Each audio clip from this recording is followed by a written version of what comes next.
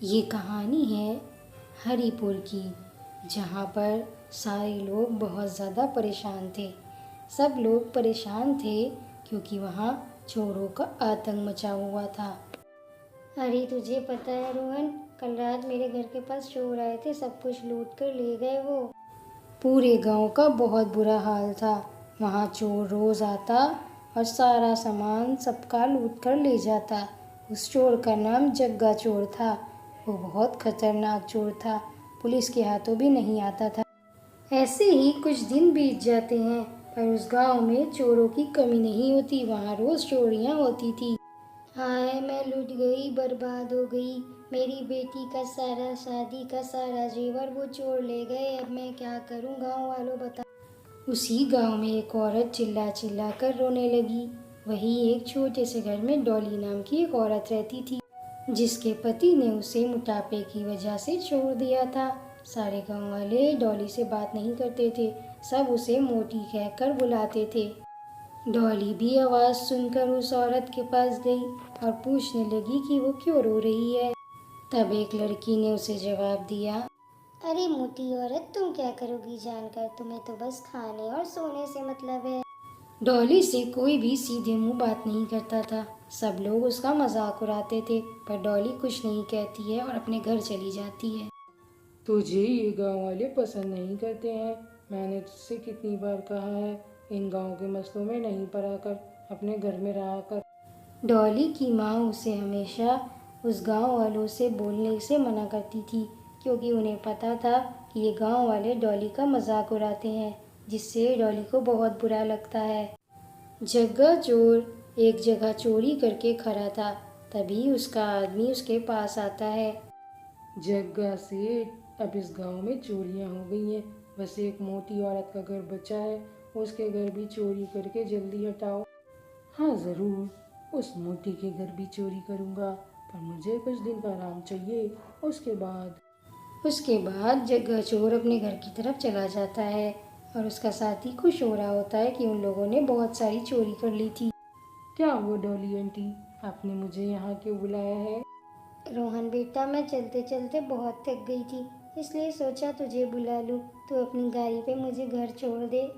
आपका दिमाग खराब हो गया डॉली आंटी।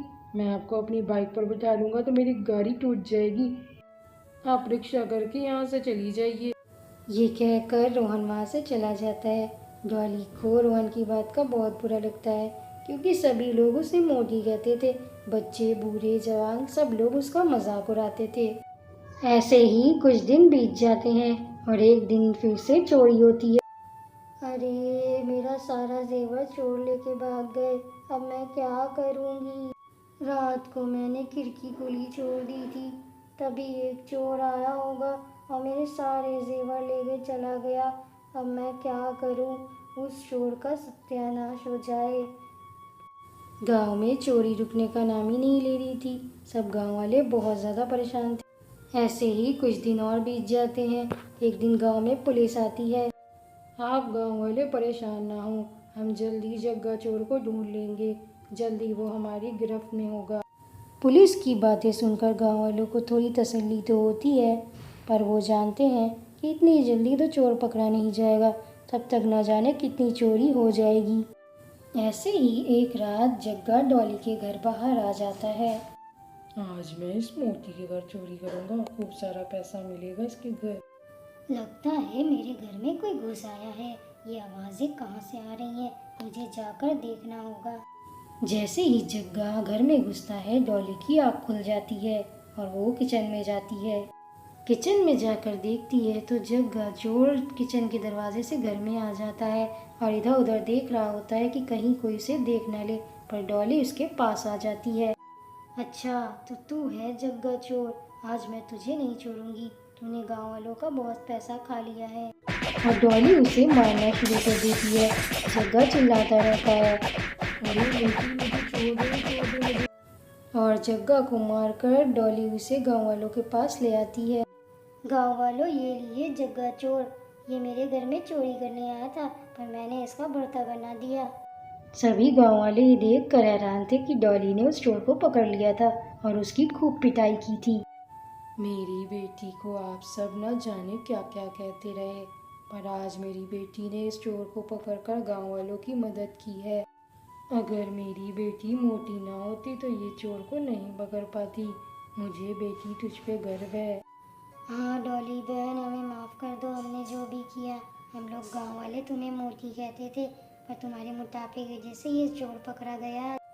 गांव वाले मिलकर जग्गा चोर को पुलिस के पास छोड़ जाते हैं। पुलिस कहती है, जग्गा चोर, तुमने गांव वालों का बहुत पैसा खाया है, अब तुम लोग जेल की हवा भी खाओ। अब जग्गा और उसके साथी को जेल हो जाती है। सारे गांव वालों को चोरों के आतंक से छुटकारा मिल जाता है। सभी गांव वाले बहुत खुश होते हैं और इधर अब डॉली को भी कोई मोटी नहीं कहता था, जिससे डॉली भी खुशी खुशी अपने घर में रहने लगी थी।